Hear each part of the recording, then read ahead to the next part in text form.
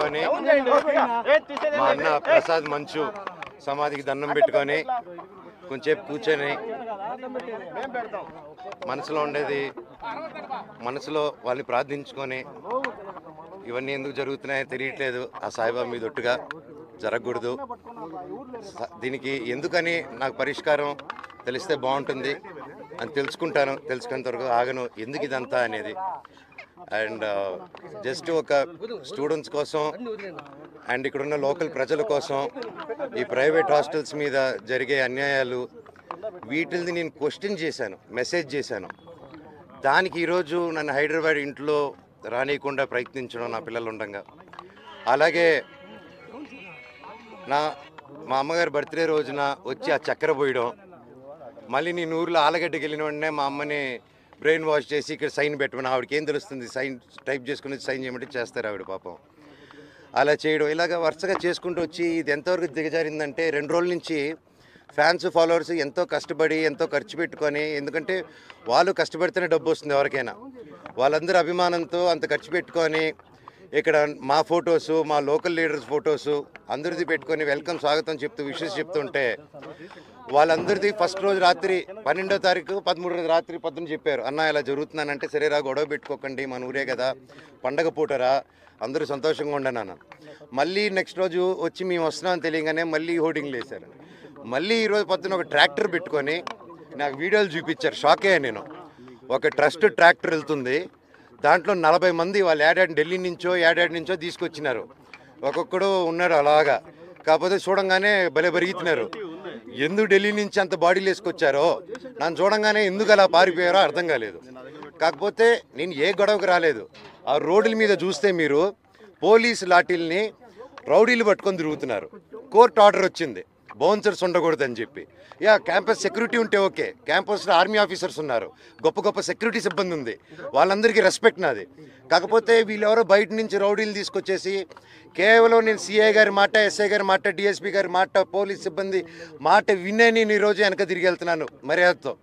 అంతేగాని ఆ బౌన్సర్స్ని రౌడీల్ని రమ్మనని నేను ఒక్కడి చాలు వాళ్ళందరికీ, అర్థమైందా అండి? సో నాకు ఏ గొడవకు రావట్లేదు, ఏ దీనికి రావట్లేదు. నేను నెక్స్ట్ స్టెప్ కారు ఎక్కి పోలీస్ స్టేషన్కి వెళ్తున్నానండి. నాకు రాలేదండి, నాకు I didn't receive it yet. నేను ఈరోజు వస్తే నాకు జిరాక్స్ కాపీ ఇచ్చారు ఎస్ఐ గారు, ఆయన చూపిస్తున్నారా అది నాకు ఇవ్వండి సార్ అంటే తీసుకొని బయలుదేరాను నేను. అది నేను చెప్తానండి, స్టేషన్లో చేసిన తర్వాత మీకు కాపీ ఇస్తాను. వాళ్ళందరూ ఎవరైతే మీ కెమెరాలో క్యాప్చర్ చేశారో మీరు దయచేసి వాళ్ళు ఎవరు ఇప్పుడు గోడ నుంచి కూడా దూకారు వాళ్ళు రౌడీలు, దూకి ఇప్పుడు మీరందరూ ఉన్నారని లాఠీలు మీరు చూసారు కదా లాఠీలలాగా, వాళ్ళు ఎవరో తెలియదు. ఇందాక ముని గారు ఉన్నారు, నేను హగ్గిచ్చి 2-3 అన్నాను, సురేంద్ర ముని, ఈ పాతలందరూ ఓకే మాకు తెలుసు. నేను పాతలు చెప్పినా ఆగిపోతా నేను, అంత వాళ్ళు బాధపడుతున్నారు, కంట్లో నీళ్ళు పెట్టుకుని ఉన్నారు. కాకపోతే వాళ్ళు ఎవరు, నా తాత నాన్న సమాధి దగ్గర పోతాను, మీరే పోలీసులు రండి సార్, మీరు నాతో పాటే రండి, నేను జస్ట్ 2 నిమిషాలు సమాధికి దండం పెట్టుకొని ఘాటుకి పోతాను సార్ అని చెప్పాను. ఆ పర్మిషన్ తీసుకొని సార్ వాళ్ళతో వెళ్తాను, అది రానిస్తే ఓకే, లేకపోతే ట్రై చేస్తాను. అక్కడి నుంచి స్టేషన్కి వెళ్ళి నేను నా తరపున కంప్లైంట్ పెట్టుకుంటాను.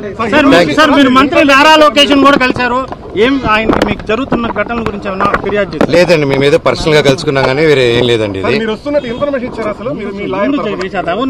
లాయర్ తరపున ఇన్ఫర్మేషన్ అదేం లేదు సార్. నేను అట్లా లేను సార్. నేను లాయర్ని పెట్టి చేద్దాం, వీడిని హోర్డింగ్ని నింపుదాం, వీడు పడుకొని ఇంట్లో పిల్లలు ఉండగా చక్కెర పోద్దాం, ఇవన్నీ నేను చేయను సార్. మీకు తెలుసు కదా, లోకల్లో కదా మీరంతా, ఈ లోకల్లో తెలుసు కదా నా గురించి. మీకు నా గురించి అడిగి చూడండి సార్, ఊర్లో సరదాగా కెమెరాలు ఎత్తుకొని వీడేంది వీడి కథ ఏందని అడగను పోయి, మీకే అర్థమైపోతుంది అంతా.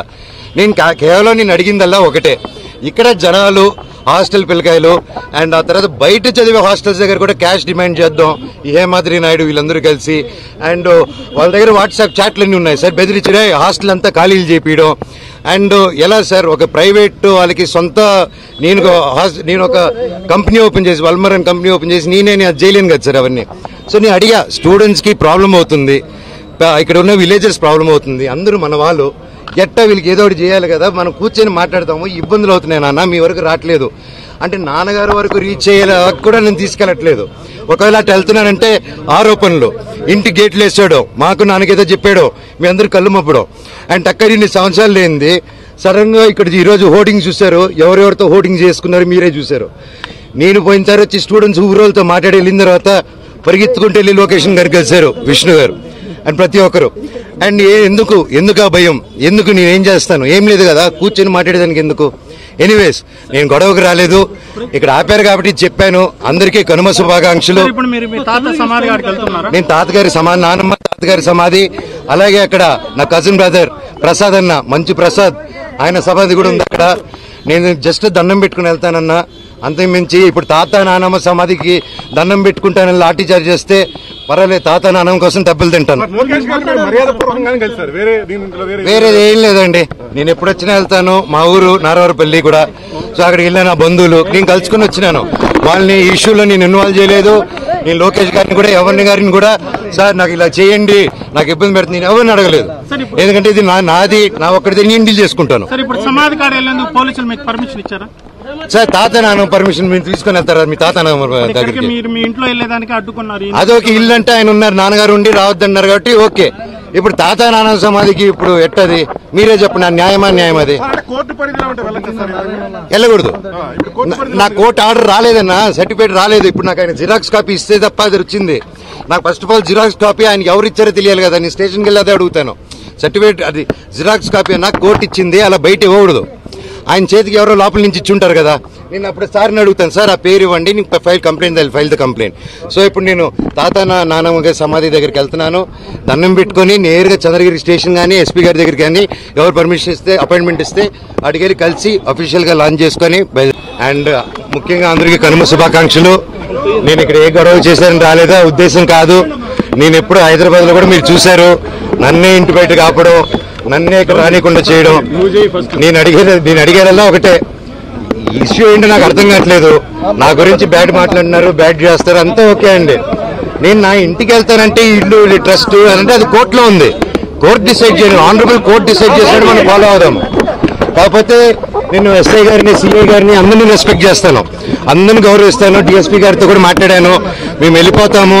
కాకపోతే ఎందువల్ల ఆపుతారో అర్థం చేసుకున్నాను. ఇప్పుడు నేను తాత నాన్నమ్మ సమాధికి వెళ్దాం అనుకుంటున్నాను. అండ్ అదొకటే దండం పెట్టుకుని వెళ్ళిపోతే, పండుగ పూట పెద్దల పండుగ, ఆ దండం పెట్టుకుని వెళ్ళాలని. అండ్ అంటే ఇక్కడ ఏమైపోయిందంటే అండి, చాలా చిన్నపిల్లల బిహేవియర్ స్టార్ట్ అయిపోయింది.